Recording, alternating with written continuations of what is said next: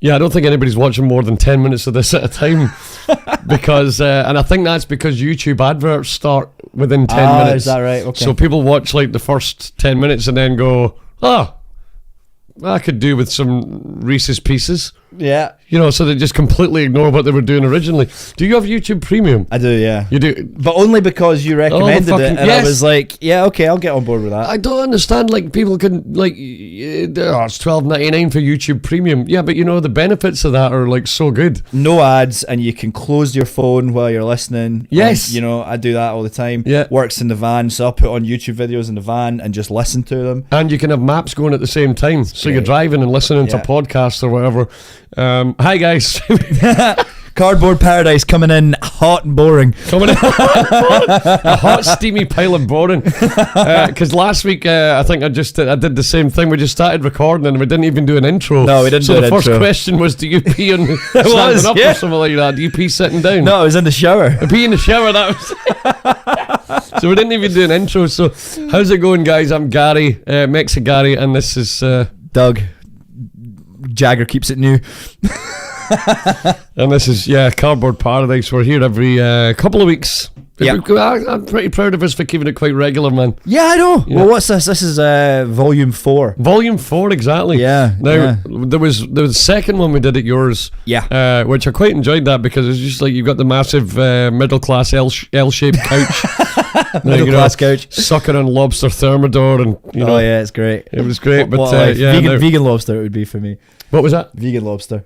Oh yeah, sorry. God damn it. Don't worry, man. What's the word for? So you don't have fish either? Nah, man, that'd be pesky. Pescatarian. Pescatarian, yes. Peskies eat fish. Vegans eat no animal stuff. Vegetarians eat cheese and dairy stuff. Right. So there you go. You've been given the whole diet. That's it in a nutshell. Right. But I don't. Yeah. But see, like you're on. We talked about this. You're on. Yeah, you're on this scale as well, man. With the gluten and the wheat and the grains. But I'm on the opposite end of the scale to you, though. Yeah. Because I don't believe that fruit and veg is as good for you as people say it is. Really? Yes. We've talked about this before. I know we have, but that's outlandish. I don't understand. Well, fruit and veg is like perfect, man. Is it really though? I mean, the thing is, like people say, it comes out of the ground, man. It's grown by the sun. Yeah, but you know, I heard a good one because I don't want to go too far down this road because rabbit hole it, bro. I'm here. But because I know how much you love animals and stuff. But I mean, I do, love animals. They're very tasty. I knew it was where it was going. You're not fucking sorry. I knew it was coming. I'm sorry because it was such a cheap joke in front of somebody. The last person I should be making those jokes in front of. But somebody said, why don't you eat your greens? And I was like, well, I don't have to do that because my food's done that for me. Oh, no. Anyway, any fucks. Like, I switched up the guitars in the background this week because I noticed that when you were doing your rocking chair thing, you were swinging the Strat about. Oh, was that? Yeah, but sorry. No, it's quite all right. It just means that I thought it might be commentable on. All right, I thought people might go, Doug's getting too into his chat. He's gonna rock that Strat. Totally wrong way. I've never rocked a Strat in my life, man. Never. That is a nice one, though. I like that, the relictness of it. That's the John Mayer signature. Yeah, very nice. Before he PRS'd and Silver Skied. Well, yeah. I mean, what do you think of that? The PRS? Because I know you've got a PRS. I got 2. You don't have the Silver Sky though. I don't. No, I don't. Because you're not as much of a John Mayer fan as some people. No, by some people you mean you. Yeah. I don't have a Silver Sky either because I don't believe in PRSs either. Believe in? Okay. I was going back to the wait, hold on. I have a gripe with this as a statement, right? Believing in PRS, it's not like God where you believe in God or not. Yeah. PRS exists. You know what I mean? It's factual. It's literally there. So this statement, and you're not the only person that I've heard say this. I don't believe in that. What do you mean? I think at least for the first 10 minutes of this, it's already just been Gary winds up Doug on purpose. I can see that. I can hear Sorry, that. Man, no. But I do love. I love. Let me just say, I love it when you play PRSs. Oh well, okay. I love you're it back in the good books. I love, and we've got a couple of pals that have PRSs, and I think they sound amazing. But I've tried them, just not for me. They're very easy to play. They sound amazing. But do you think they're characterless? Yes. Just Why cutting would through. you think I would say that? Because I know you. You're like telly, big slab of wood, loads of history, make you fight a wee bit. Stratocasters, you know, all your idols play Stratocasters that is probably true, near yeah. enough, you know, so I can understand. You know, aside from you know, Billy Joe Armstrong, who I don't think ever, or no, he does actually. Oh yeah, he does sometimes play Strats, doesn't he? Well, that's because his first guitar was a Fernandez or Fernando. Was that Fernando? ABBA? And he had a 339. He had the humbucker in the bridge, but it was squint. Like, you know how the Strat pickups are squint anyway. Yeah. But most of the time you wouldn't squintify. Aye, that's like my nose squintify, but you wouldn't squintify a humbucker in the bridge. You would just have it straight on. Yeah, you know what I mean. But because the way that his was rooted, he just shoved a humbucker in there and went, "Fuck it, there's some gaffer tape." Aye, and that that's was punk, it. right? And that was the entire sound of Dookie. I got some technical stuff I want to talk about this week, actually. Okay, bring it on. But first of all, you've just reminded me that I wanted to ask you about signature pedals.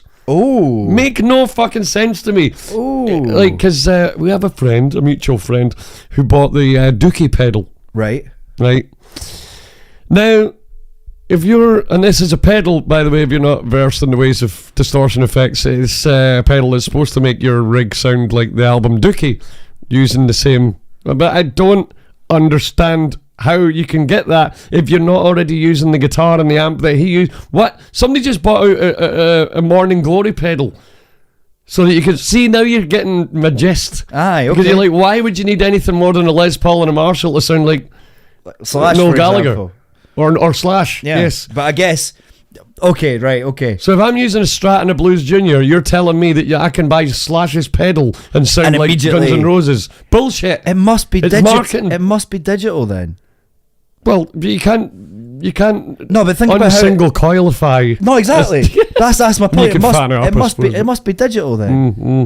But even then, like, digital effects do change if you're using single coils or humbuckers, because the amount of power going through the signal is different. Right.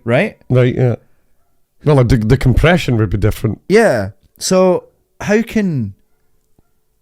Yeah, I don't understand that. A signature pedal, it defeats the purpose of having different gear. And like I don't know. I understand like digital, like patches where you can go. Sorry, like, did I say I meant signature? Like for that exact sound. All right. Yeah. But yeah, strange. What's your perspective then? Well, I mean, I can understand if you're using like a Helix or like your Quad Cortex where you build a chain and it's like fair enough if you put a Strat through it and he's using the same. You can maybe make it sound a bit Gibson-y or Marshall or whatever, but that's if you're using amp simulators. Yep. But if I'm just saying, if I'm using my Strat and my Blues Junior, there's nothing that a pedal can do in between those, surely, to completely transform that sound into a Les Paul through a Marshall. I mean, we can get some of the way there, but if you could do it with a 80 quid pedal, why would you not just have one guitar and one amp and just use pedals to get different sounds? I know, that's interesting. I know. We're gonna have, if people give a shit, we'll have so many arguments on YouTube about this, or on whatever streaming service you're using to watch this. Yeah, we never know what we never might know go in the future. Never know what the world's going to But yeah, so I just plus there's another one that's well, I guess it was really just the main ones for me were Dookie. They brought out a Dookie pedal, sound just like Dookie. It's like, why can you not? How can you not get that sound? That's like the easiest album to sound like. That's what I'm trying to say. What was he using to record it? The Strat? Was it Marshalls? Oh well, it was. Or was he? Well, that's the other thing. The guy in the doing? advert was using like a super Strat, like a fat Strat. I'd have to find it and send it to you. But it's just a Strat with a humbucker and a bridge, like Billy Joe's early guitar, the Fernandez. And then with the Oasis one, I don't think there even was a demo, but it was just like somebody, they could just hear the sound of like the solos for like Don't Look Back in Anger, which by the way was played on a fucking Strat. So they're like, get that sound. But it's like, nobody would ever think to pick up a Strat to play anything Oasis. No, because he's never seen using a Strat. No, you're right. The closest thing would have been on the High Flying Birds second album tour when he started using Jaguars. Right, okay. Fender Jaguars, and Yeah. I think he used a Telecaster back in the day, like a Paisley Telecaster of all things, on the one of the last Oasis tours. So that's your boy. Yeah. You love that It's chick a bit pick, of blasphemy that chick for- pick shit, don't you? Well, I do, but I do think it's a little bit of blasphemy for Noel Gallagher to play Yeah, maybe. a Brad Paisley style guitars. It's like you wouldn't see me. Yeah. Paisley's like, I've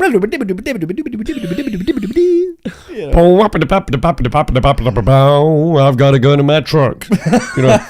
and my truck left me afterwards. Yeah. Yeah. Every country song ever.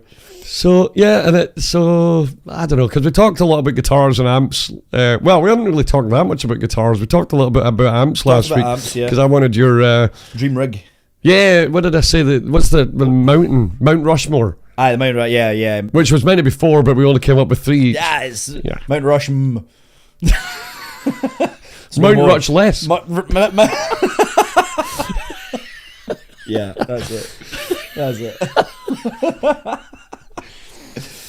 But yeah, so I had 3, you had 3. Yeah, no, I don't know about that, man. I don't know about that. Like, if you, the uses of that are like, okay, those songs, that album, done. I mean, maybe it is just a great overdrive pedal. Maybe it does just sound good and you would use it on other stuff. But why would? It's marketing. You said it earlier. It's just marketing. It seems like, I mean, it's got the album cover printed on it, Right. and it's like dirt, volume, tone. It's like, well, there shouldn't be a tone button on it. No, if it's it should that's be, how it sounds. Yeah. Yeah. It Off. It gives you the tone. In fact, it should really just be a pedal. On off. Doesn't it? Yeah. Yeah. Do you want to sound like Dookie? Yes. Do you not want to sound like Dookie? No. Does it? Why am I getting options about how much Dookie I want to sound like? That defeats the purpose of a Dookie pedal, doesn't it? It does. Oh my god, that's brilliant. And then the Oasis one was just as bad. It was just like, I don't know, to be fair, I can't remember if it was exactly Morning Glory they were talking about. It was just like, get the Oasis sound with this pedal. Right. It's like, well, I know for a fact that for the first 3 albums, Noel didn't use any pedals. Right. Apart from maybe a Space Echo, but that was an amp head thing. Yeah, it was like okay. one of the old school ones, so you had an on-off switch for the rack unit. Well, the amp, it looked like an amp, but it was a Space Echo delay box that sat on top of his rig. Right. This is really old school now. Was it like in the effects loop? It was in the effects loop, or it might, it must have been, yeah. And he would just turn it on and off with a switch on the floor. So he didn't actually use any distortion. So why are they now selling a pedal fucking 30 years after the fact to try and make you? It's all fucking marketing, and I hate that I buy into it because I've bought them all.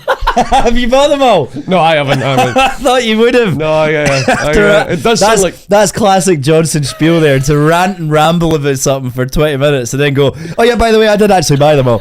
Yeah, That's this classic. is actually a deeply shrouded. It's a deeply shrouded advert for both pedals. Yeah, shrouded in Why hate. An anti-advert. Fucking hell. An advertisement. Oh, shit. Do you know what one of the best adverts I saw recently, and it didn't come out recently, maybe it was just after lockdown. It was Snoop Dogg. Maybe you'll remember this, right? Went viral for an obvious reason when I tell you what it was. It was Snoop Dogg, just him in front of the camera going, I'm going smokeless. Right? And that was the first part. It was a 2-part ad series, right? Right. And that was the first part, and everybody was like, whoa, is Snoop giving up the fucking grass, man? Is he not going to smoke anymore? The second part was, I'm going smokeless when I'm using my log burner outside. There's like this product, this wood burner that was a smokeless wood burner. Snoop Doggy Dog is advertising log burners. Wood burn. Well, I guess it. Or it was some kind of stove or something. Yeah. A It's smokeless stove or a smokeless log burner or something. It was really clever. That seems like something where they He's just in it for the money now, man. Who could advertise? Yeah, exactly. So who could advertise for us something that involves smoke? It's got to be Snoop. Mr. Big Smoke. He's the only. He's the main. Well, he's not the only guy, but he's one of the main guys that you'd associate with. I mean, I'm not in that. With the marijuana. The marijuana, exactly. Yeah. So you do it much? No, we'll just cut that. Never mind. What are we talking about? It doesn't. It never really. never really worked for me, man. Nah. I've already got too much anxiety and fucking demons and treacherous thoughts. You spent all your time trying to sound like Noel Gallagher, mate. That's what it is, no wonder you're anxious, man. If only there was a pedal. And I remember when I was a kid, I absolutely idolised Oasis, so I wanted that Union Jack, the guitar. Yeah, what is it? A semi-acoustic Epiphone Sheraton, was it? Or Casino? I think when he brought out the signature version, it was called the Supernova. Right. I feel like I talked to you about Oasis far too much because All you the don't time. give a shit, man. No, I don't. You do? I don't know. I do. I'm being a little bit harsh. I am interested as an observer, Right. but I can contribute. Fuck all. I know so little. Oh, by the way, this is going to be... gonna have to have a bit of a downer here because the Ozmeister. Oh yeah, I know. Sad news. But fucking what a way to go out. My God, I mean, it was kind of like, I feel like it's like when couples get divorced when they're like older, or maybe one of them dies. Okay. Then the other one doesn't really last much longer after that, I think, because they just go, what's the point anymore? And I feel like that might have been like in a romantic musical way. Yeah. That might have been how Ozzy kind of felt. It's like, well, I did it all. Nobody ever got higher than me in my genre, and I managed to do the last. Getting emotional now, even though last time I was saying, "Oh, what's this gig all about?" Yeah, I remember. But since then, I've looked at. I got into it, and I was reading up about it and all the stuff that he did with his life, and not that he was ever like a stranger to me. I always knew who he was. Of course, he's not. I just wasn't in that world, and then I read up about it, and then obviously. It's one of them things where you just feel like he reached the peak, and then it's like his mind and his body just went, well, we did it. Yeah, 100%. What else is there to do? And the amount of money, was it 130 or 170 million or something they raised for the charities associated? I mean, fucking incredible. Yeah. Absolutely incredible. And for what it's worth as well, that particular day, I've obviously, as well as you, caught up on a whole bunch of the clips that have been circulating, and some of the performances were just extraordinary. A lot of bands really brought their A game. I didn't realise at the time that Alice in Chains were there, so that was fucking amazing. Right. Their set was brilliant. The cover they did was Fairies Wear Boots. Right. The Sabbath song, which was class. And obviously, a lot of people were talking about Youngblood's cover of Changes, which I think opened the night, which was really cool. He did a great job of that, amongst all the other ones, which were amazing. But yeah, I know. To go out in such a short space of time after such an iconic, last hurrah. I mean, legendary. So and even when he was probably on his deathbed, he was probably going, yeah, I'm done. Yeah. I did it. Like, some people don't get to do that. Look at Taylor Hawkins and Chris Cornell. Yeah. You never get to experience the full length of what their career can provide them. Chester Bennington as well, they had so much more to say and do. So yeah, I mean, it's sad to see Ozzy, especially somebody so iconic, go, but at the same time you just got to go, well, he did it. Yeah, none of us will ever do that. He lived his life on his own terms, and you know what? To be honest, that's arguably the greatest success you can ever have. Yeah, you're right. As a person, isn't it? Yeah. Do your thing, own it, love what you do, commit 100%, and yeah, I mean, go to bed satisfied every night. And he went to bed satisfied for one last time, I'm sure. For the big sleep. Yeah, the big Apparently sleep. surrounded by his family, they all knew it was coming, and it was just like perfect timing. 100%. Any fucks, let's get some happiness in here. You remember the name of your third girlfriend? Or the third person you had sexual relations with? Because usually people remember the first. I remember my first one, but I genuinely can't remember the third. Let's get into that later, because we were going to talk about... Fucking hell. I know, we're going to talk about... I did genuinely want to talk more gear and business this week. No, we can, man. I'm thinking, and I'm like, well, which question is it? Because they're different answers. Yeah, that's true. Well, it'd probably be the third one that you bumped uglies with. Because girlfriends, yeah, you always remember the girlfriends. That's an unfair question, really. I don't think I do. But the third one that you know. I need to think. It's weird, that, isn't it? Because you always remember your first one. I'm hoping you remember the last one. Yeah. Which hopefully won't... Well, it might be the last one. That's probably a stupid thing to say. That's it. I'm off it. Yeah. I'm done. Yeah. I'm out. Completed it, mate. Yeah.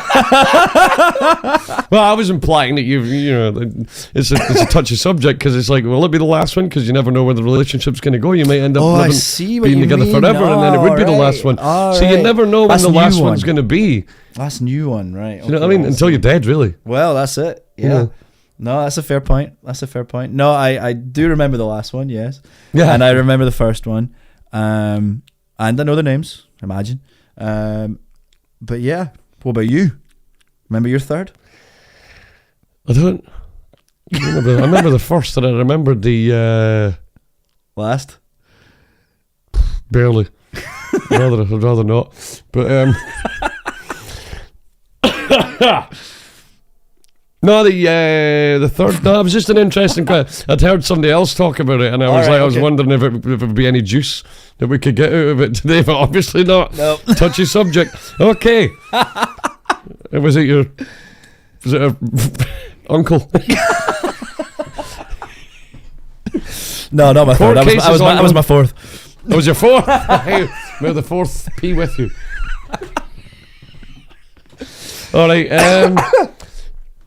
I mean, obviously, most of the views on these things are probably going to be not people watching the full thing, but just clips. Aye, wee bits. So that's why I don't mind interjecting totally, random shit like that. Man. Yeah, chuck it in. But what I was going to ask you today was about what made you start Yupty. Was there a specific moment, or was it just an ongoing, why is there nothing like this? I was at uni, and I'd come back from being in France. I was going into fourth year, and it was in that year, so that was 2015-16, right? Academic year 15-16, and I had started gigging. I'd met like Micah and Tom. I think I met you around about that time as well. And I obviously had been playing guitar and was musical and all the rest of it, but I'd never been in the scene and been performing or whatever. And I just met everybody and was going to more gigs than I'd ever been to before, and found myself thinking, why are these, the music's great, but why is there not so few people, but why is there not more people at these gigs? You know, because everybody's fucking brilliant and shit hot and's got chops for days, so why are these not better attended? And that was really where it started, the thought process. I was like, how do I I'm doing a business degree. I was like, there must be something I can do to try and solve this problem. And that's really where it started, man. You know, seeing my friends be so good and have the gigs be not as well attended as I figured they should be. Right. And did you think, because I don't want to go on, we've talked about it a little bit before, but you know, there are things like Yupty out there, but they're nowhere near as, what's it called, when you kind of interactive.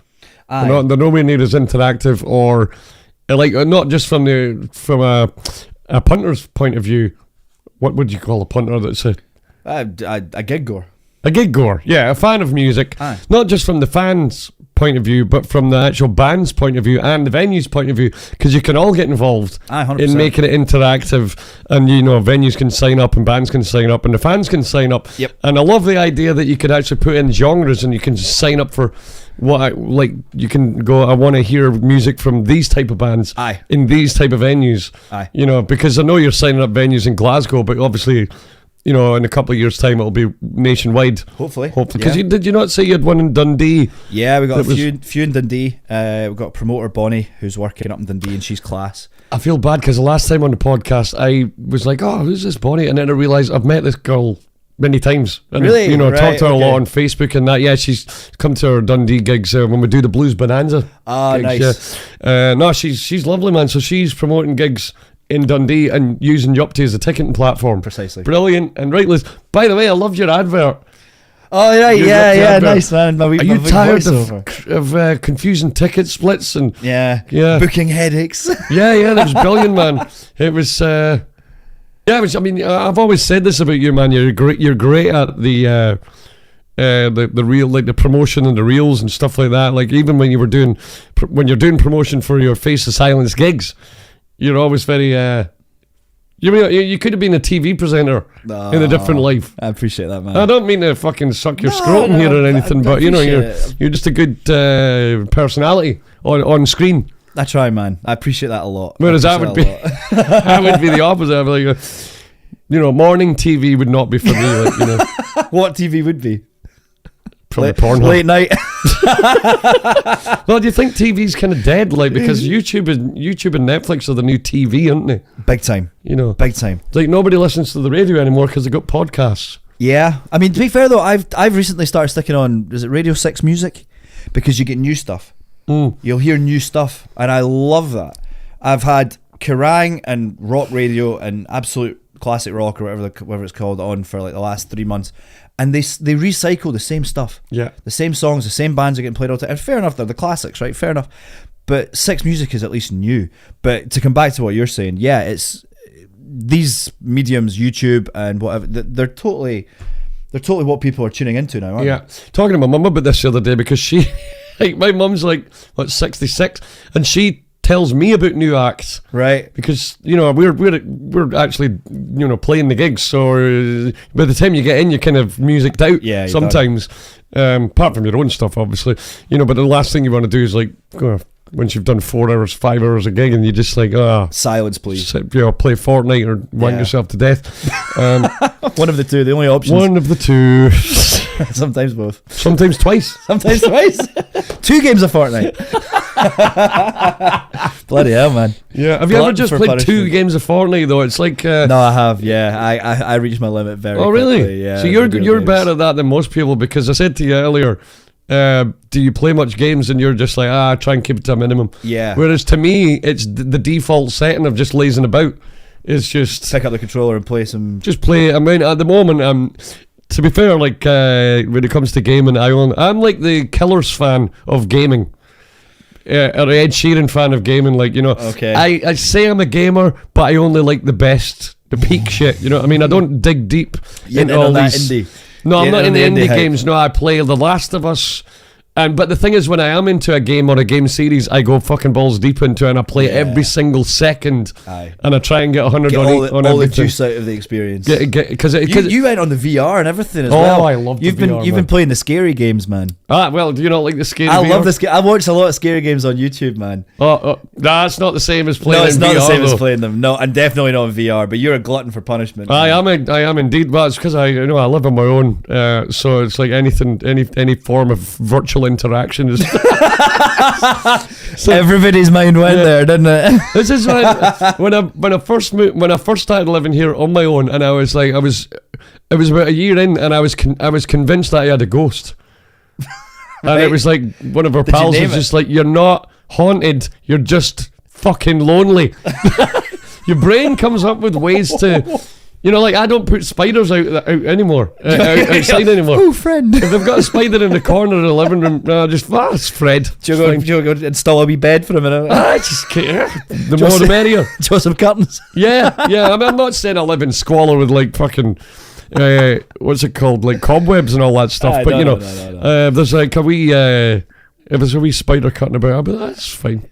Yeah, Fred. Aye. Yeah, pay the fucking rent though. Aye, well, indeed. I know. What's like it says, free house. Yeah. And when we're talking about gaming there, so The Last of Us Fortnite. I can't believe Fortnite's free. That was a fucking mind-blowing moment for me as well. Yeah. It's well put together, man. It's a fun little game. It is, and obviously they make the money off the kids buying all the suits and what's it called, the skins. Skins, yeah. Yeah, but we're not stupid enough. I spent $8.99 on Lara Croft 5 years ago, and that was it. Lara Croft, aye. Yeah. Yeah. Nah, to be fair, I bought one. It was a big hot dog. I bought a hot dog skin once. That was when you were playing with the boys. Yeah, man. Yeah, Gary and hot dog posse, man. Yep. Yeah, that was fun. Yeah, I think I nearly did that, but no, I just can't get enough of. I mean, if I'm playing Fortnite, I mean, you might as well combine it with looking at Lara Croft's arse, even if it's digital. Digi arse. You know what I mean, the meme came up recently about, was it PlayStation 2 Tomb Raider, and how when Lara Croft came out on the PlayStation, it was all obviously very pointed graphics. Right, your imagination would fill in the ran blanks. Wild, man. And then ran go back. Wild. Did you ever do that when I think it was on Tomb Raider 2 where you could lock the butler in the I never played it. You never played it. No. Right. What Going was back, this? you could just, it was a bit where you could, the butler would It's follow you really about. dark. You lock the butler. What? What? You tie him up, have your way with him. Cecil. His Cecil? name, I don't know what his name was. I don't know. Bloody Just hell. an old bald guy with he would follow you about because the first or one of the early, I think it was the first level. You were at Croft Mansion, Aye. and you were just walking about, kind of learning the ropes and stuff like that, and you were learning how to jump over shit. And but the butler would follow you about, so you could go into the pantry. Right. There's a big pantry, and then he would follow you in there, and then you could actually go out and then lock him in. And I don't know what the point of that was. Food. At least he had food. Well, yeah, I guess so. Yeah, that reminds me of The Shining, which is I could talk for a whole hour about The Shining. So let's move on. What's your biggest games? Because what did I say? Last of Us, Fortnite, and anything Resident Evil. Yeah. Apart from 5 and 6, probably. Why not? Why not those? Are just not as good. Or? Just 5 was like a multiplayer thing. Right. And 6, I just never really got into the story on 6. But yeah, 7, Resident Evil 7, Biohazard. That was the VR one. My biggest regret in life. In life? In life is that I didn't play Biohazard in VR first. Because I played it in 2D. Right. So I knew what was going to happen. So the okay. VR would have been more terrifying if I didn't know. Was it already scary without the VR? Oh, yeah. Right, okay. Yeah. Because I've never played it. Did I ever tell you there was one where I was playing VR for Soul? It was during lockdown. Okay. And I must have started at like maybe 4 in the afternoon when it was still sunny. Yeah. And then I played it, didn't take the headset off for something like 5 hours, and the sun had gone down, and I got such a massive fright at this bit where you're walking around the mansion in Resident Evil 7, and the old woman, you turn a corner, there's an old, like there's monsters and fucking zombies and everything, and the one thing that freaked me out the most was this old granny sitting in a rocking chair, but you just turn a corner, you didn't expect her to be there. I was like, Jesus! And I ripped the VR headset off, and it was pitch black, because obviously the telly had went off. Yeah. And, you know, and the sun in. was down, and it was pitch black in this wee room I was living in at the time. And I was like, I might have just had a heart attack and died. Wow. Because it was so pitch black. And when I'd last taken it off. Yeah. Yeah. And my eyes weren't accustomed to the glare. Oh my God. So I was like, I might have just died. So yeah, VR. Oh man, I totally recommend it. But yeah, they're not. I don't think they're making many VR games that are up my street at the moment. Right. But anyway. I'm glad though that VR has like continued, because you know, in a previous life I was part of a VR games company called Deep Fried Games. Oh wow. And we were, it was, what was this going to be? It was at uni, 4th year kind of time, so 2016-ish, and so much fun making this game. It was essentially like Spider-Man mechanic where you could swing about the environment, but it was rather than, you know, being in the Spider-Man universe, which is obviously Marvel, and getting the rights, and that would have just been a copyright ball ache. Yeah, absolutely. We just created this environment where you could swing about stuff, and you had to like shoot targets and stuff like that. So but it was fucking great, and it was actually a skill. Like you could get better at this. It was amazing, but unfortunately, the you know, it didn't work out. It didn't wrap up well.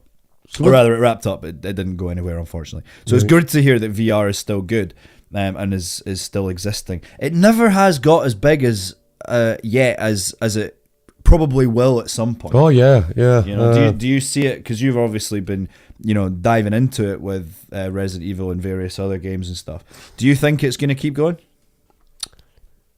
or do you think I think it's in the current state, it's a finite novelty. It's like once you've done it for a couple of years, you know, I've got like maybe 7 or 8 VR games. Like Astrobot is incredible. It's like Mario, but you play as a wee robot, and it's not first person though, so you're controlling this wee robot, and it's got all these, every level's completely different. Cool. It's great. You got Astrobot and Blood and what was the other one played? It was like a James Bond kind of thing, Blood and Tears or something.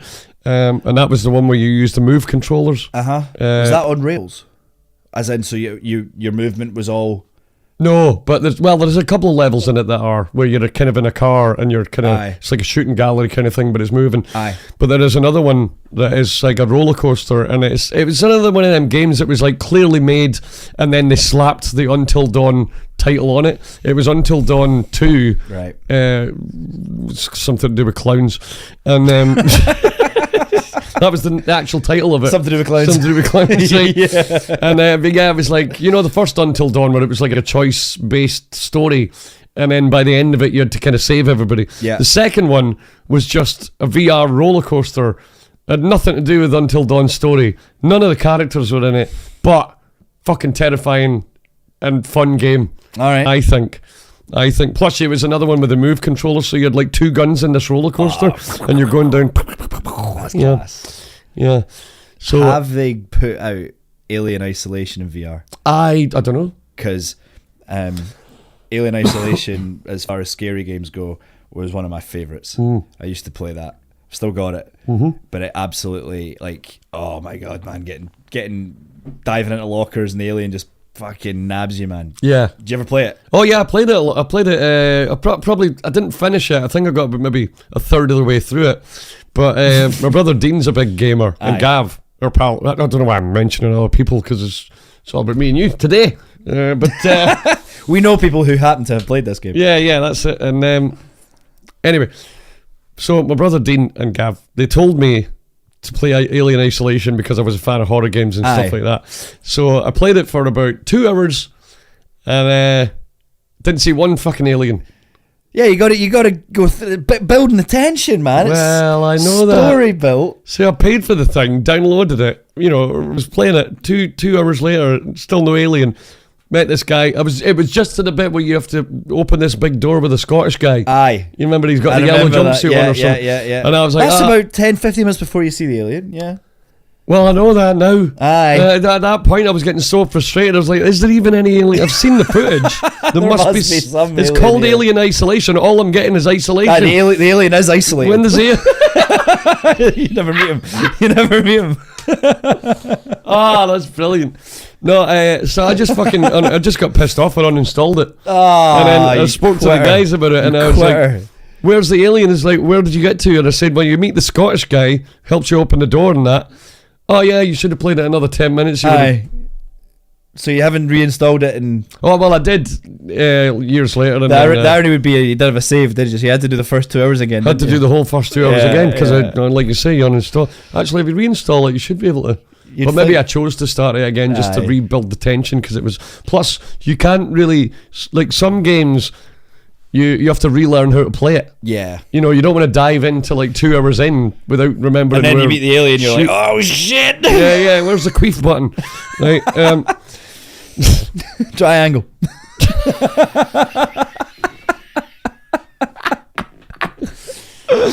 But no, that's brilliant. Yeah. But yeah, Alien Isolation was one of my favourites as far as scary games goes.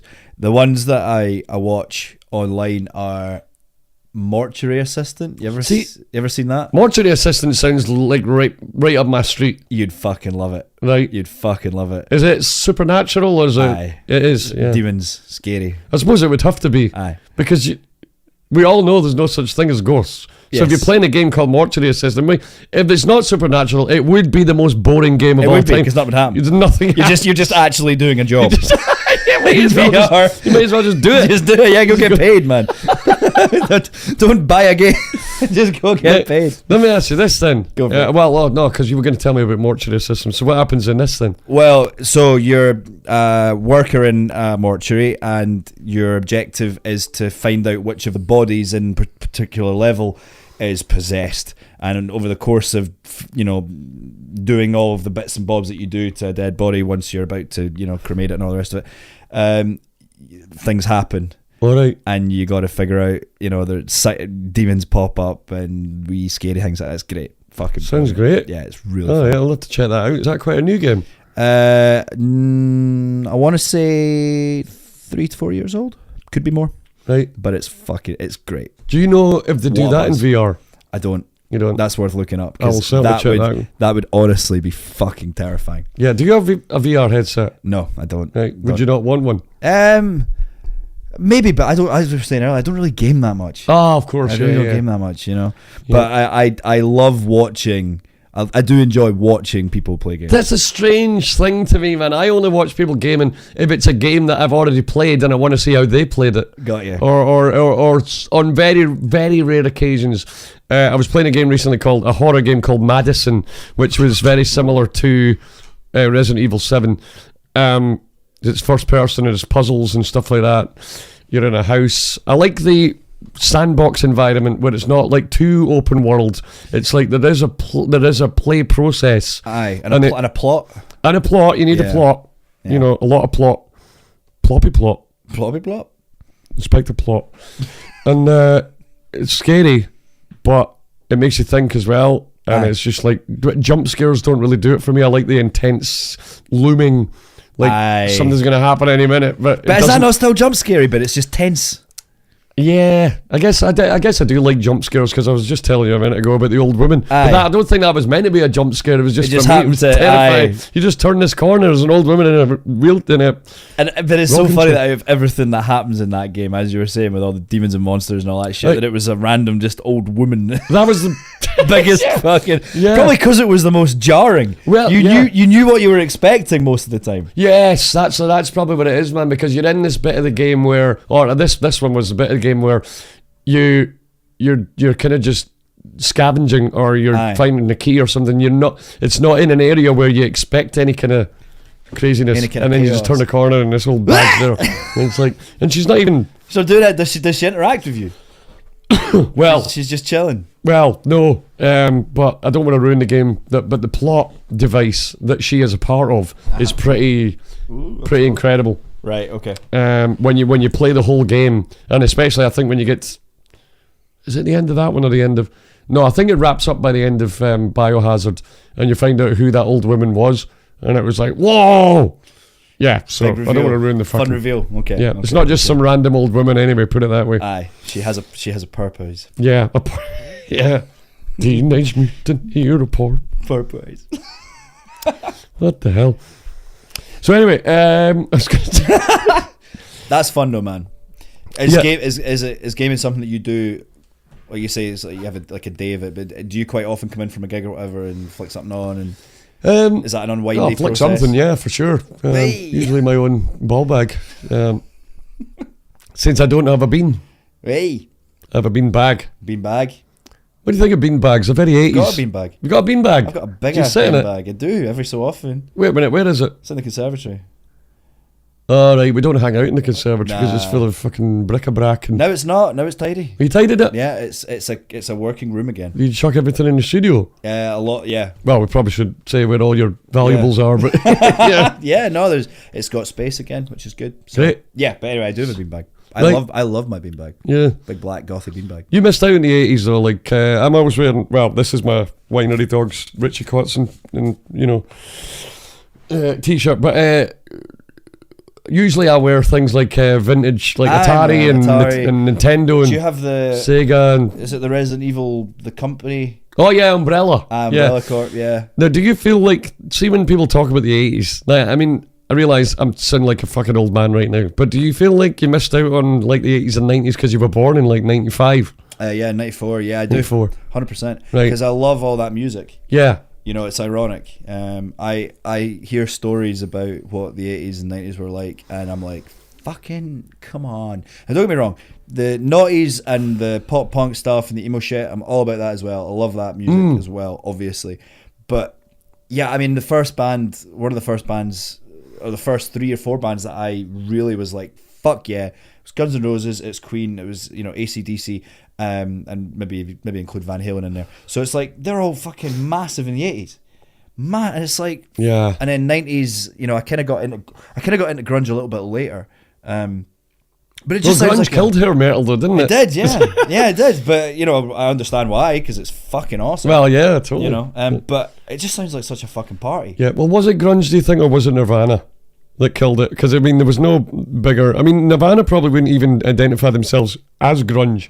If Kurt was about today, he'd probably be like, because Noel Gallagher doesn't like to be described as Britpop. No, but that's because Britpop doesn't sound cool.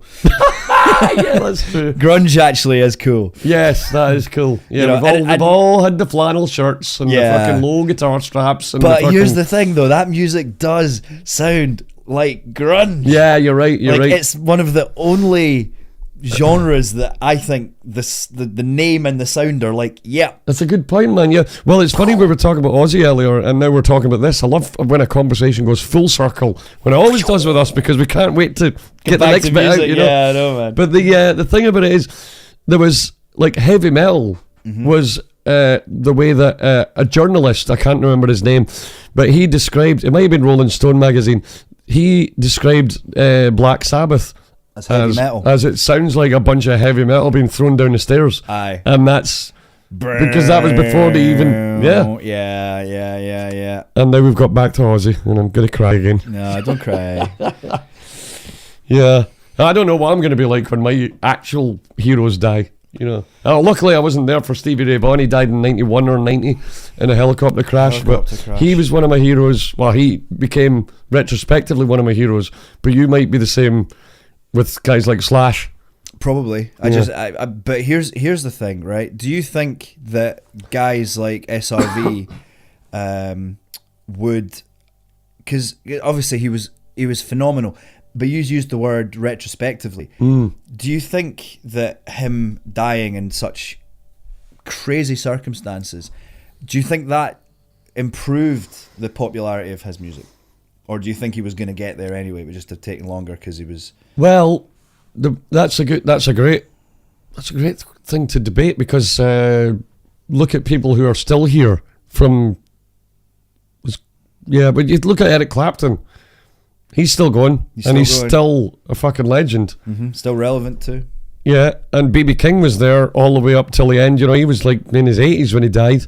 But was Stevie Ray bigger than them? Did he become bigger than them? I don't know about in Britain. I don't know about worldwide. I think he only became worldwide. Well, no, that's not fair to say, because he was playing the European blues festivals and that. And in fact, that's how David Bowie found him. He was playing at Montreux with David Bowie. And...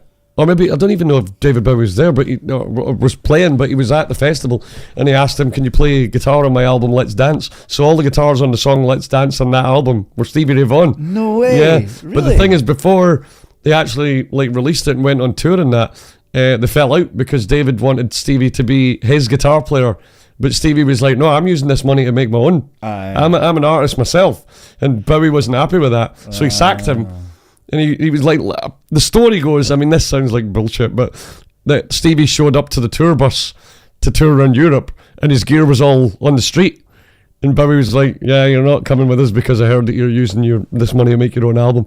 He's like, well, what, you know, you're either in this band or you're not. So I don't know how true that is, but that's legend goes. Mental. So, and then that's why in the video for Let's Dance, and David Bowie's out in the desert, and he's playing Stevie's style guitar, like a Sunburst Strat, but he's wearing white gloves, because he's kind of hinting, yeah, I'm playing the guitar in the video, but it wasn't me really playing it. So I thought that might have been a cool little nod to Stevie to go, yeah, well, I don't want people to think I'm just doing this for the video, but but maybe I'm reading too much into that. Maybe anybody else on there. By the way, comment, share, like, fucking subscribe. We're trying to build something here. Yeah. Not just a podcast. We're building our own fucking art in the music and the videos that we make. Face of Silence, MexiGary. Exactly.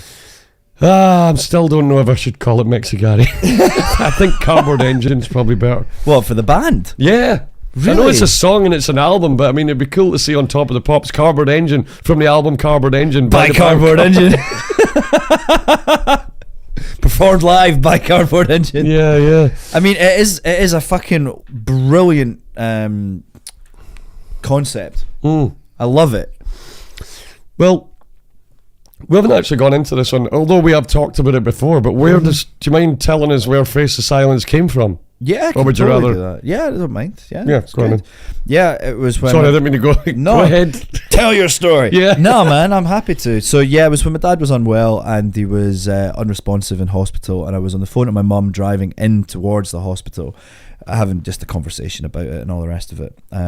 And I arrived in the car parked up, and I was chatting away, ending the conversation. And as I say, at this point, my dad was unresponsive in the bed.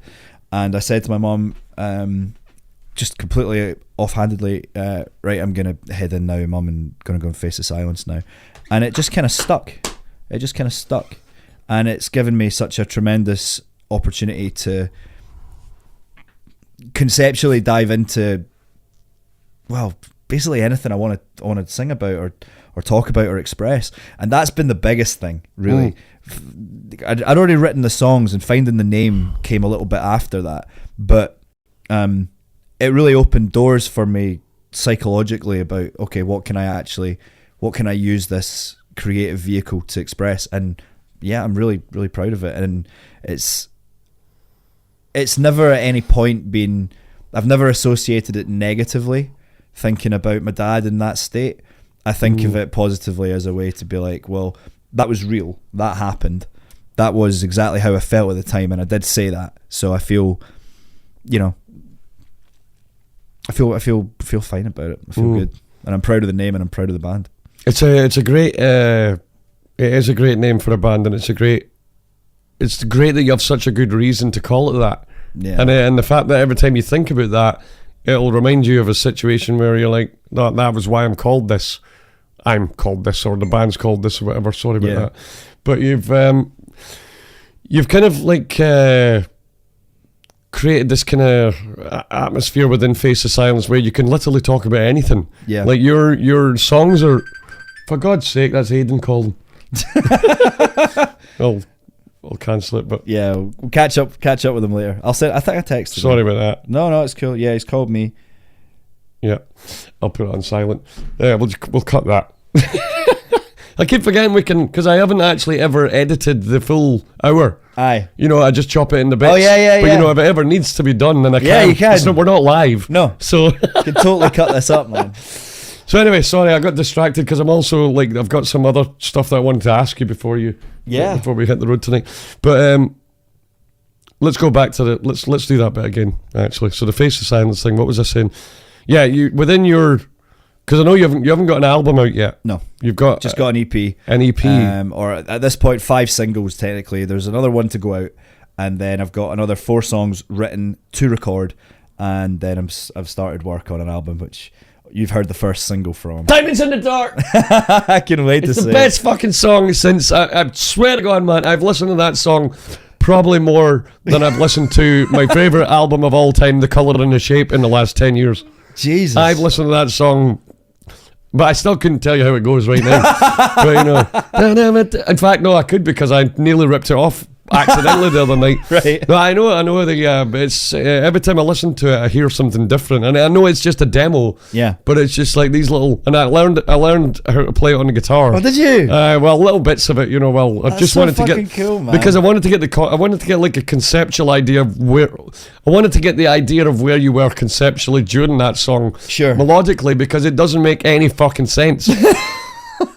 The riffs don't make sense. What do you mean they don't make sense? It doesn't make fucking sense. What do you mean it doesn't make sense? It makes great sense. It doesn't make sense to me, because I'm, when you play weddings for 15 years and you're just like, oh, okay, why is it not G, C, D? Exactly, it's Right. G, D, E minor, C, and but obviously I know, I kind of love songs that are more complex than that. Yeah. But that one to me was like, because you've got like 3 different keys in it. Yeah. It goes through 3 key changes in Diamonds in the Dirt. Every section, basically. Yeah. And it's but it's what I always. I mean, please don't ever take my advice when it comes to songwriting, because you're much more of an artist than I am when it comes to melodies and stuff. But I just love a bloody good hook line. Do you know what I mean? Repetition. Repetition. That's probably why I love Busted so much. Year 3,000. Does my head in that I love them so much. I've got no reason to. Oh, I just realised my mic stand's been in the way all this time. Yeah, but it's got. And that in it's that's just the verse. I've got the lyrics on my phone. Oh, have you? I put them in my notes. Oh, you fucking... I love you. Oh, man. That's how easy it is to get on Doug's good side. Just there you go. Just put write the lyrics lyrics to his phone, to his song in your phone. Oh, wait.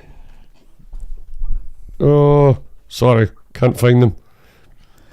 I've got the link to the song is in my phone, is on my notes, okay. obviously. Oh, yes. It never shows when the mask you wear starts to tear you up in the inside. That's the one, yeah. It ain't fair when the scars you bear leave you hanging on for dear life. And then it's like, dun dun ba-dum. That's the bit I needed to, because it's like random. To me, it seems random, but you've obviously, ba-dum, ba-dum, can't escape myself. Yeah, man, get screams Just on. be someone else. And then it won't go back into hell. Fucking right. Yeah. And then you got, we're all looking for the real thing, diamonds in the dirt. Show me if. Oh no, that. Slight pause there, yeah. Yeah. We're all looking for the real thing, diamonds in the dirt. Show me if you're out there shining. We are living in a world with the liars and the worst, but still we have to keep on trying. Yeah. And then it's the same thing again because you haven't finished it yet. I haven't finished it yet. Right, okay. So what do you think? Got a few more lyrics in there. What else have we got coming? Lyrically, is it going to be, obviously you're going to stick to the same theme? Same theme, yeah. Just that idea of, just keep fucking going, really. Yeah. But the first verse is obviously all about being somebody that's not you, and living inauthentically is kind of that first verse. Well, we've talked about this a little bit before, and I love the fact that my interpretation of this song is actually different to what mine. you told me that it is Yeah. actually about. So, are you quite happy to, like, let's just say we're at a level where people give a shit what our songs are about? Sure. Right? Would you be happy to divulge what they were about, as long as it wasn't on a too personal level where you're actually maybe saying things derogatory about ex-girlfriends? No, not at all. Not that you would ever do that anyway, but just as an example, you know what I mean? No, that's never it. Or are you quite happy for people to know what the songs are about? Because you were quite happy to divulge what Face of Silence originated from. I think I like the idea of songs having their own mystique. But at the same time, I find myself incapable of writing stuff that I sometimes feel like, and maybe we all get this to a degree, when we write something, it's like I look at it back and I go, is that too on the nose? Is that too obvious? Because I like, that's what I'm saying, like I like the idea of there being a little bit of mystique. Are you the same? Do you like your lyrics to have a little bit of, what's he talking about there when you're writing something? Or do you just want to fucking say it? I don't think anybody's questioning what my lyrics are about, because I'm not quite as arty with it. I'm not quite as articulate with the the emotional depth. I mean, right. I just tend to say it like it. And maybe it's just because I'm such a fan of country music, where songs are about what they're about. Dude, yeah, country is exactly that. Yeah, there's no dodgy-bite. Yeah, it's just like, I've got a gun in my truck, and I get private jets everywhere while I sing about being a fucking farmhand. Yeah. You know what I mean? Yeah. Well, that was I'm ripping off Bo Burnham there. Was that Bo? Right. Bo, when he had that song Pandering. Oh yeah, yeah. And he's talking about I write songs about being a farmhand from the comfort of a private jet. Yeah. It's like that's I get that though. Pretty but I mean the most, and it kind of speaks volumes to the fact that Cardboard Engine, the song, has been arguably my most popular one among very different areas of like people's, like, cause even the people who like the acoustic stuff, they like Cardboard Engine. The people who like metal like Cardboard Engine. The song? Yeah, the song. Yeah. But the album as well, because the album's probably the heavy. Well, not now. Rogue Biology is definitely up there. But Cardboard Engine, great album. It's not. It's got nothing to do with a car. No. Right. You're talking about the song. So yeah, I was complimenting Rogue Biology, saying it's a fucking great album. Well, I was going to get to that. Push this fucking thing more. Well, thank you, sir. But I mean, I kind of have been a little bit more recently. But Rogue Biology was like Cardboard Engine, the song, and maybe a few songs off that record, kind of opened me up to doing the rock thing again. And Rogue Biology is the end result of that combination. And I don't know how much heavier I can go, because I don't have the chops to do the shreddy stuff that you do, and I don't have the mentality to just do this seemingly, I know they're not, but seemingly random chord sequences like with can't go back to hell. But does it make sense when you listen to it? Oh no, I'm not. I'm absolutely. I'm fascinated by it. Right. Okay. I mean, it was a compliment, if anything, because I have this weird thing where I don't enjoy listening to music that I don't understand. Right. Okay. And it's like I have to be able to picture Like, even in the van, like, when me and the guys are driving about and we're listening to stuff, like, Gibby put on some fucking Tool or Tesseract or some shit. Oh, yeah. And I was like, what the fuck's he doing there? I'm like, what? I've got no idea what this song... And I need a bass note. Not a bass note, but I guess like a bass note, a hook, like a root note. Aye. And what I'll do is, even we're just in the van and I'm half asleep on the way home, I'll pull my phone out and I'll be like... what? I've got a piano app on my phone, so I need to know what the chord is. It's a root. What key are we in? So that I can figure out what the rest of it is. I guess it's probably slightly, what's the word? A, begins with an A. Not altruistic, Asperger's? It could be that. No, what's the one where you can't, like Rain Man? Well, there's Asperger's, there's autism, there's ADHD, there's all... We talked about autism before. All sorts of A's involved. AIDS? What AIDS? Yes, AIDS. no, you're right. So I don't really know, but I have that's probably the only point at which I am like that, which is like I'm very... That's not a bad thing though, man. Like, I get like that too with music. You want to fucking know what's going on. Mm. You want to know what's going on. Yeah, I like the fact that, but so much of it for me when I'm writing stuff like that is, I fanny about with chord sequences or just note ideas, and I'm quite taken with doing different rhythms and stuff these days as well. Yeah, that's cool. Yeah, like the diamonds and that's like ba-dam, ba-dam, but you don't go too far into the odd time signature thing. No, the rhythms not are too always much. Interesting, but the times are always 4/4. Mostly, yeah. And that's not a diss either, because I stick with that. In fact, I have to pull myself out of 4/4 to be experimental sometimes. Yeah. We've got one called Hypochondriac, which is like dum bam bam biddling bum bum bam bam bam bam biddling bum bum bam. So that's 6. I think it's 6, yeah. And then there was maybe a couple of bits on Rogue, just in middle eights. Uh-huh. That are like such a good time to put an odd signature in, man, during the fucking middle eight. You can do what you want. Fucking get me! Yeah. You can as long as you got. I always say this, man. Do what you want with the middle eight, as long as there's a hook in the chorus. But sometimes the middle eight's the bit people are waiting to get to because they know it's going to be fucking awesome. People like you and I. Aye. And rock fans in general. Rock fans in general, man. But there's need just to have this kind of... There needs to be a good foundation, and the foundation is the verses and the choruses. You're right. I mean, just on a really basic and shallow level, Times Like These by Foo Fighters, that's got odd time signatures got everything in it. Yeah. Yeah, but the chorus is still hooky. Oh, even the verses are hooky. Big time, yeah. I love playing So that's how they can get away with the odd time signatures, is because they've got hooks, Like, if you put the odd time signatures everywhere, it's going to be hard to relate to for most people, I think. 100%. It's hard to...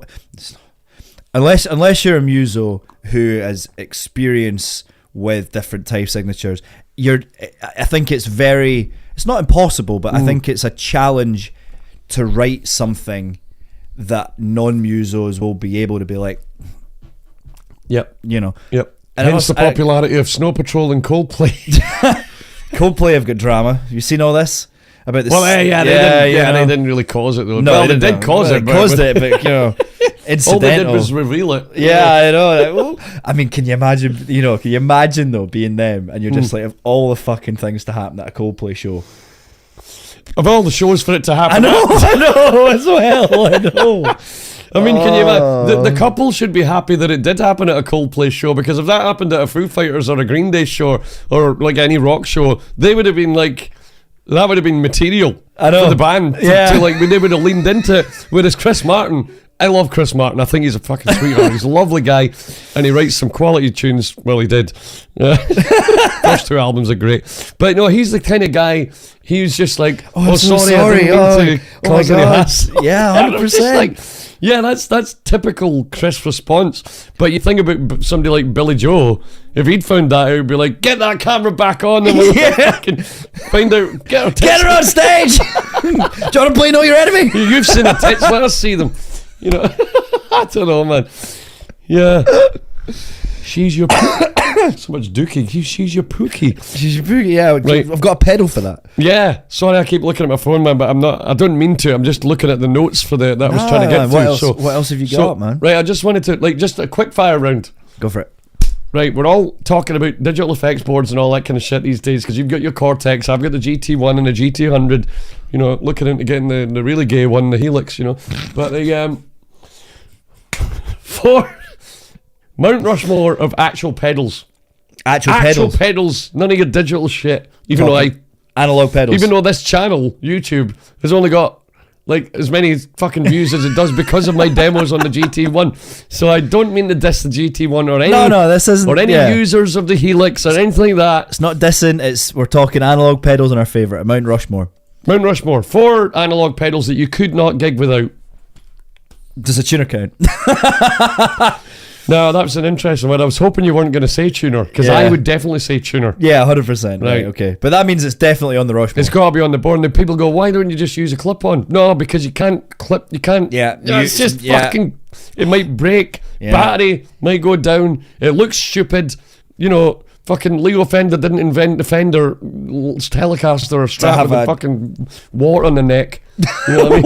That's literally what they do. They do look like that. Everybody's strap headstock looks like Lemmy. To be fair, you get nice little clippy ones that go in the back, and they're quite. But that's beside the point. We're talking floor pedals here. We're talking floor pedals. Floor pedals. I love floor pedals. Four floor pedals. Yes, you got to have a good delay pedal on there. Yep. Got to have a great delay pedal. Yep. I use the TC Electronic Flashback is my pedal, but I'm open to what's it called, Blue Sky. A silver? No, it's not Silver Sky. It's guitar. I think it's blue, or it's the Strymon. So you like the big pedals with 2 buttons on it? I think, but I don't have one. But I've heard that, and they sound fucking lush, man. Right. Those, yeah. So delay pedal for me. Mm-hmm. I use a Flashback delay by TC Electronic. Love it. Fucking brilliant. What else? That is a smaller one, though, isn't it? That's more of a boss size one. Yeah. Right. It's big rectangle. Yep. Cube. No, that doesn't make sense. What's a rectangle if it's, it's not a cube, it's long. Dice. Like that. Oblong. Is it oblong? Would that be oblong? I don't know. I think it is. If you're how oblong you got? Answers on a postcard to whogivesaffuck.com. Jesus. So yeah, that one. What's your one? What would you pick? No, you didn't say I'm doing one at a time. What? One at a time. Or because it's quick fire. Alright, so we both got tuner. Yeah. And we both got delay, but mine would be the DD7. Is that the Boss digital delay? Boss DD7, yeah, the digital delay. It's same one Slash uses.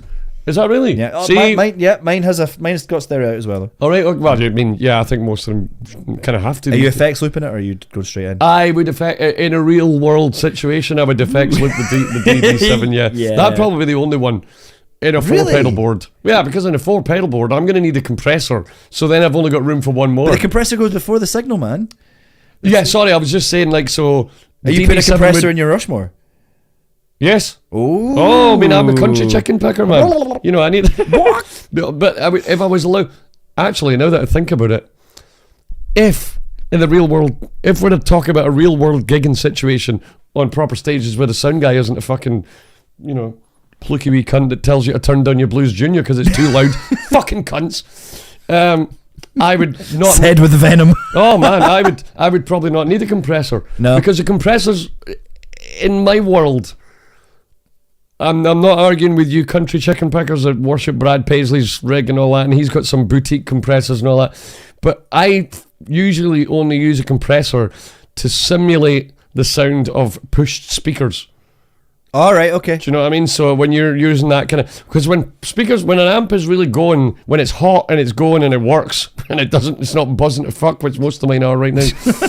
if it's going like that, that is compression. That's natural tube and speaker compression. So the compressor at the front of your chain is really only there to simulate that. Yeah, I feel. Right. Okay. That's how I use it anyway. Which means that I can get that kind of compressed sound at lower volumes. Yes. That really overdriven tube. Not overdriven, but just driven, I suppose is what I'm trying to say. Not overdriven, just driven. No, not overdriven. Not like distorted, but the clean. No, but overdriven, because, so it's like crunch. Yeah, we're now going to cycle through all of the different stages of a Line 6 Spider amp. What were they? Clean, crunch, dirty, metal, extreme. The Line 6 Spider amp has been the Line 6 were the butt of all jokes until the Helix came out. Until the Helix came out. You know what I mean? Same with Digitech, you know what I mean? Was it? Well, no, there was the pod. Line 6 had an effects unit called the pod. I think that was still a point of fucking, because everybody was using stomp boxes then. It was the one for rehearsal rooms, but now they've got the Helix, and obviously the pod was only about 100 quid, so I guess you're right in a way. But I never really saw anybody using the pod live, did you? No. It was good to fuck about with, to learn. What those things were good for was learning what a flanger does, what a phaser does. Yeah. And then going, well, I'm going to buy one of those now. Yeah, an actual one. Yeah, you don't want to spend 80 quid on a phaser thinking, oh, I thought it was an ST1. No, exactly. Exactly. So I guess talking about the 4 pedal thing, yeah. I've got tuner, compressor, delay. and delay. So I need a drive. But do you? But that's the thing. Well, yeah, because this pedal board, you can't use a switcher. You can't use the channel switcher on your amp. This is my rules that I'm just making up right now. Right? Okay, so you're changing moving the fucking goalpost, motherfucker. Okay. I see what you're doing here. Okay, yeah, because that's another pedal. Like if you're using 2. Yeah, but you know, if you're being real, if you're being a real one, right, you get it on the high gain on the amp, you just roll it off. Come on. Okay, but no, I would never do that. I need the clean or distorted. Well, we talked about this last time. I use far much more clean sounds than you do. Yeah. You know, you're. I'm gonna have to use that as the intro for this podcast now, like, because we used it so much. But the 4 pedals. I don't know why I'm talking about 4. It's just because of Mount Rushmore thing. Yeah, no, it works though, man. Yeah, I'm here for it. I've got 2 more. But if I didn't have to use a compressor, I would probably go for a phaser. Phase 90? MXR? Yeah. I've never owned one, but I think that's the one that I always model. Yeah, I've got one. It's fucking brilliant. 1 knob. 1 knob, so all you need. Up full. I'd probably it's too much. Yeah. It's too much. It is too much, man. It makes it sound way out of tune if you crank up. Yeah. So then we have to go to the pedal, the distortion pedal, which you might disagree with, but it depends. Am I allowed to change depending on what type of gig I'm doing? No, I wouldn't, because no, this is the Mount Rushmore, man. It's the Mount Rushmore. It has to be a specific pedal. Rat. I knew you were going to say rat. I fucking knew you know I was going to say rat? Because that's what you model on your digital one as well. Yeah, that's true. It's either the rat or the blues driver. In fact, oh shit. No, if I was going to have to pick an all-rounder, it would be the blues driver. The Boss blues driver. Doesn't get you metal tones. It does. It does me. Okay. Because I don't forget my metal tones are like not quite as metally as your metal tones. Plus, you're always using fat pickups and really well endowed guitars. That give you a lot of push from the out. Whereas I'm single coils and P90s mostly. I know. So I need a bit of extra Muppet. Muppet. Playing metal with single coils. What is this? Jesus. Well, Iron Maiden did that. Well, no, they were using fat pickups, weren't they? Yeah, it was Jeff Beck Jr.'s, I believe. Yeah. Or Hot Rails. Was it Hot Rails? I think it was Hot Rails. Okay. I saw them doing Glastonbury once, and they had Eddie out and all that stuff, and I've not seen him for ages, actually. Trainer. But no, they had, the big Eddie. The Iron Maiden guy. Sent him out, and it was a big fucking rock show, and I was like, oh, I've got to watch this. And they're both playing Strats. Yeah. Heavily modded Strats. Nothing out of the box. That's the thing, But I'm saying, I mean, Adrian Smith? Adrian Smith from, not the Winery Dogs, Smith and Kotzen, yeah. Who are fucking awesome, by the way. Which, by the way, after seeing them live, I think it should be Kotzen Smith. Yeah, probably should. I don't think anybody can beat Kotzen right now. No, he's just pure shreddability. Yeah, and vocal chops too. Yeah, and just tastefulness. I know. Songwriting, tastefulness, just being a really cool guy. Nothing against Adrian Smith. I mean, he's fucking... Yeah, Iron Maiden, Jesus Christ, but yeah, so agreed. You didn't. Sorry, let me get to your other 2 pedals then. So yeah, tuner, the delay. I like chorus. I like a wee bit of chorus in there. Right. And again, didn't realise you were that way inclined. Yeah, I know. So are you a top or a bottom? Switch on or off, mate. Unlike the Dookie pedal. Unlike the Dookie pedal. So yeah, I've got a again, it's TC Electronic. I'm quite TC Electronic loyal with my pedals. It sounds like it, man. I'm probably the same way that I am with Boss. Yeah, you know, just found them that work. So I might go for the chorus. I think it's, what's it called? I can't remember what it's called. Anyway, and then the last one for me, if I had to pick a drive pedal, I would be picking the Mojo Overdrive. But again, I don't think that anything beats tube tone. Right. Amp tube tone. Okay, yeah, no, I'll give you that, man. I'll give you that. I think that these things were built to do that. Well, not that one. Maybe not. Well, definitely this one. Unless you're fucking screaming it, yeah. I totally understand what you're getting at now, man. Right. I was having trouble with it before because I like different levels of like, and like, cause I think it's because my songs have, because we're a 3-piece, I have to build the dynamics in from the ground up. 100%. But you're a 5-piece. Yes. So you can kind of do that. Different guitars can have different sounds. And some can drop out and you can add stuff in, or you can put, so I like to have the dynamics, like, so the verses will be, sometimes the verses have got no guitars, sometimes it's just bass, especially I like doing that when you do no vocals either. Well, I think a lot of people would prefer if my verses had no vocals, you know. Yeah. Gary, when are you doing an instrumental What's album? this song about? Space. Oh, we're back to Katy Perry's tampon. We are again. The cock rocket. Yeah.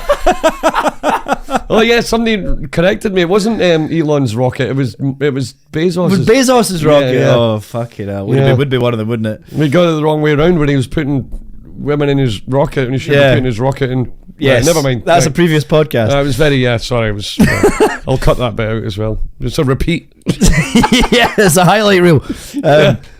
So that's what I would be doing with the amps thing. I think that's how that works. And so my fourth pedal, what would I pick, man? I would probably pick, you're gonna hate this. I love your tone, I love your songs, I love your sound, so I won't hate it unless it's a boost. What, a boost? Well, like a clean boost, like a spark. Yeah, that's exactly what I would pick. Or the micro amp. Yeah. The MXR. I love that fucking pedal, man. That is one of the coolest pedals on the planet. I'm not kidding. It's so fucking simple. I do wish that it had just a tiny little like nipple of a tone knob somewhere. A nipple of a tone knob. It's famed for just being like the volume and that's it. But just a little. But that's because I use small amps. I'm really interested that neither of us picked an EQ pedal. No, I don't believe in EQ pedals. Again, this believe they exist, Gary. They exist. What does believe in EQ pedals mean? What does it mean? I don't believe you need. What I mean is, I don't believe that you ever fucking need one. Right. Like I do 250 gigs a year. I'm one of the most fucking. I've done this job for 75 years. I'm one of the most famous. I know. I'm one of the most famous fucking musicians on the planet. As are you. Neither of us have ever used an EQ pedal. Never in my puff, man. Like I bet even the famous guys, who are actually what I was just bullshitting about there, who have done it for 75 years and are the most famous, I bet the only reason they use an EQ pedal is because their fucking sound tech got bored. Aye. No, the guitar tech. Aye, you need to get rid of that. It was like, I need something to do during fucking, Paradise City or whatever. Aye. I'm going to smash on that. Slash probably doesn't even know that he's using one. No, probably not. I swear to God, we were talking about earlier about the Dookie pedal and the Morning Glory pedal. Dookie pedal. 90% of fucking pedals and tone marketing, it's all marketing. Yeah, it's all bullshit. You don't need an EQ pedal. Get a fucking decent set of pickups and a good B30 speaker. Bang on.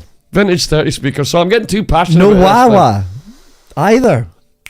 That's a good point. I didn't consider that to be an issue. Crazy. Or whammy. Yeah, you like your wow. You're because you're a big effects guy. Well, that comes from the Tom Morello influence, Are you gonna? I've got to say something about Tom Morello off camera in a minute. But yeah, I think if I had to choose between the wah or the whammy, I'd probably have to go whammy. More of my songs have whammy than wah. Interesting. And I can do without the wah for the ones that do have wah because you got the tone knob there. You can, yeah. I would pick wah over whammy every day. Yeah, I would imagine you would like. Yeah. But then again, you could just get one of your other guys to play. Yeah, kids. But ever since that Garage Attic gig, which we did as a 4-piece, where I was playing guitar as well. Sack and George. Absolutely not. Absolutely not. I would bloody hope not. No. Sexiest guy in the band. Damn right. You need one. I know. Fucking hell. Glad we've got one. But ever since that gig, I felt like, okay, because it was you that said to me, that actually works. You could do this with 3 guitars. It's just a case of versatility. Absolutely. So that you don't have to turn down gigs. But let me ask you this then. Yes. Sorry, were you finished there? Almost. Oh, sorry, carry on. Last little bit was just about, there are bits in those songs where as a 5, I think it would sound fucking immense to have all 3 guitars going. And actually, in new songs that I'm writing, I'm putting in 3-part harmonies and stuff. Right. I'm mucking about with that. Right. Right. Don't fuck with diamonds though, bro. No, I'm not fucking with diamonds, bro. Yeah. But there's actually 3 parts in that too. There's actually a little 3 bit. guitar parts? Yeah. Nice. What's that? I'll show you later. Okay. I'm intrigued. Keep My testes are tickled. Keep teasing you, bro. For sure. Keep tickling. Right, gigs. Gigs. Now this will probably go. We need to kind of focus our efforts here, man, because we always talk about the gigs that are coming up this week and next week, and then the podcast goes out the week after. I know. Right. So let's talk about week beginning 28th at least. Okay. I am playing with FTS at Bannerman's on August 1st. Yes, I was going to talk next about that Friday, as well. which is We're brilliant. not going to have time for that now, though. But No. But yeah, next Friday at Bannerman's, we'll be on about 9 o'clock. Tickets are £10, I believe, just on the door. Wedding on Saturday, and then I'm in Linlithgow on Sunday the 3rd. So at the old post office, that's a wee covers gig. So solo gig. Band. Slam dunk in Yes. Linlithgow. Duncan at the postie. Dunking at the postie, lovely stuff. All right, next week you catch me and my band 3-Card Trick at Stramash Wednesday. That's Wednesday 30th. Wednesday 30th. And then Wolf, sorry, I keep saying next week, it'd probably be this week coming. Yeah. Right, so Stramash on the 30th from midnight. Howlin' Wolf Glasgow on the 31st. And then Wedding off. Cool. So, Nice. yes. But the big one I'm promoting at the moment is Whistle Binkies, 26th of August, about 9 p.m. We're going to be doing an hour or so of original music. Excellent. A lot of the songs we've talked about tonight, Cardboard Engine, some stuff off Rouge Biology. Rouge Biology. We actually have another one quickly to promote on the 5th of August, which is the Tuesday. Blue Better not be in Nicotine. Edinburgh. Yeah. Bannerman's going to kill you. No, it's Blue Nicotine. Oh, that's okay then. Blue Nicotine at Binkies. Okay, because So- we're not allowed to promote the other one. No, not yet. All right, I'll shut up then. Yeah. So make sure you check out Doug's bands. Face of Silence are going to be playing at. So what was that? Bannerman's on August 1st. Bannerman's August the 1st. Get your tickets. You can probably get them on the door. Yep, 10 on the door. Because no gigs sell out anymore. No. And you can catch me with the guys at Stramash next week in Wolf on 26th of August at Whistle Binkies. Fuck yeah. And, sorry, your Blue Nicotine one was the 4th. 5th. The 5th of August. Tuesday 5th. At Binkies. Binkies. Brilliant. Thank you so much, it's been a guys. pleasure. Thanks for hanging out. We'll see you next time. Cheers.